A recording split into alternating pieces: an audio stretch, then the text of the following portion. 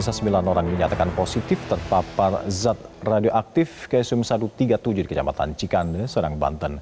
Dan saat ini mereka dirawat di RSUP Fatmawati, Jakarta. Lantas apa bahaya dan juga langkah untuk menangani paparan zat radioaktif ini? Inilah Top Review. Tunggu apa lagi bersama Kata Oma.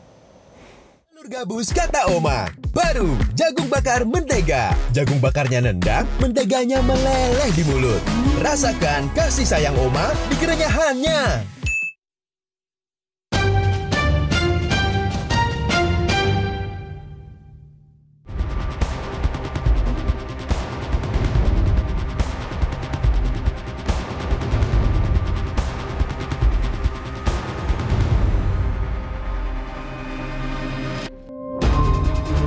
Paparan radiasi cesium-137 ditemukan di kawasan industri Cikande, Serang, Banten. Ada 9 orang terpapar cesium-137 yang diketahui setelah dilakukan pemeriksaan terhadap 1.562 pekerja dan warga sekitar kawasan industri Cikande. Pemeriksaan dilakukan sebagai tindak lanjut kasus udang yang terpapar radioaktif di Amerika Serikat yang dikirim dari kawasan industri Cikande. PLT Dirjen Pencegahan dan Pengendalian Penyakit Kemenkes, Murti Utami mengatakan, 9 orang terpapar cesium-137 dirawat di Rumah Sakit Fatmawati. Pasien diberikan pil Prussian Blue untuk meluruhkan cemaran zat radioaktif cesium-137, meskipun belum bisa dipastikan zat tersebut luruh 100%.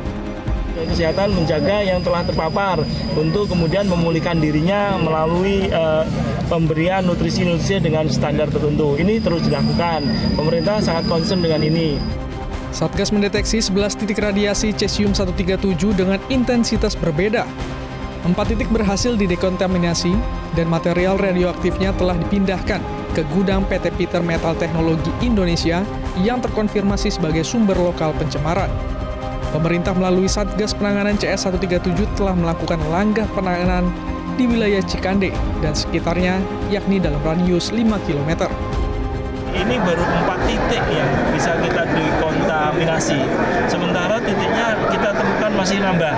Jadi laporan terakhir masih ada tambahan 1 titik lagi, sehingga jumlahnya 11 titik. Jadi 11 titik sudah kita ambil 4, masih berapa itu? 7. Nah itu gede-gede, jadi harus pakai eksa. Ada metodologi yang perlu hati-hati. Jadi kita hanya boleh mendekat 2 menit, habis itu ganti orang. Selalu gitu ya, selalu gitu. Ini sedang dilakukan dekontaminasi dengan serius. Memang kendalanya cukup banyak karena kan kita nggak menyangka itu akan terjadi.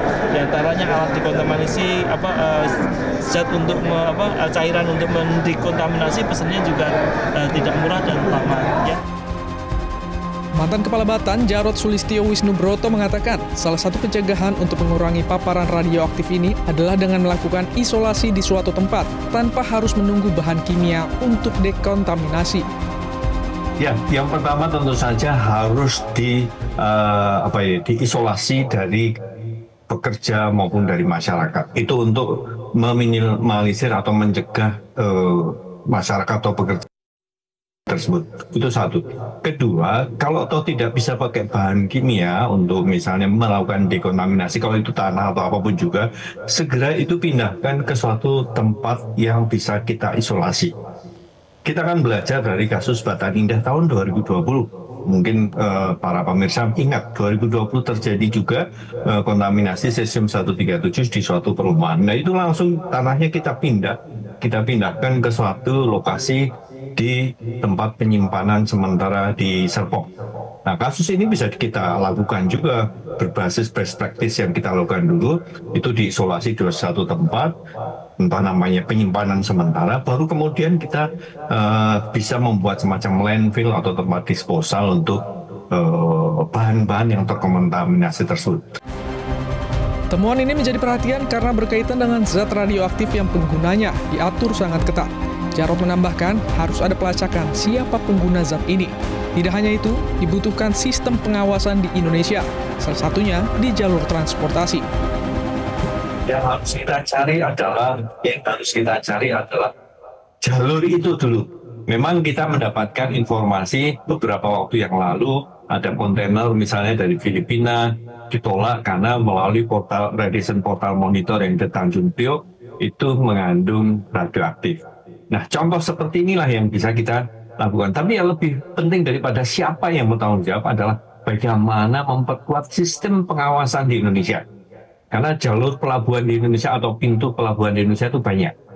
Jalur transportasi antar daerah itu juga banyak. Maka harusnya di tiap pelabuhan ada radiation portal monitor, atau juga di kawasan industri seperti Cikande itu juga dipasang radiation portal monitor. Jadi keluar masuknya itu ketahuan. Ini ada zat radioaktif atau tidak, lewat atau tidak, itu bisa mudah terdeteksi. Cesium-137 atau CS137 adalah isotop radioaktif hasil samping dari reaksi fisi nuklir seperti yang terjadi di reaktor atau ledakan nuklir. Mengutip penjelasan Badan Riset dan Inovasi Nasional atau BRIN, CS137 memancarkan radiasi beta dan gamma yang berbahaya bagi kesehatan manusia dan lingkungan jika terpapar dalam jumlah tinggi. CS137 juga bersifat mudah larut dalam air. Jika mengontaminasi lingkungan, isotop ini dapat masuk ke rantai makanan dan berpotensi masuk ke tubuh manusia. Zat ini juga dikategorikan sebagai limbah berbahaya yang membutuhkan pengelolaan ketat karena bisa bertahan lama di lingkungan. Paparan CS137 dalam dosis tinggi dapat menyebabkan kerusakan jaringan tubuh hingga meningkatkan risiko kanker.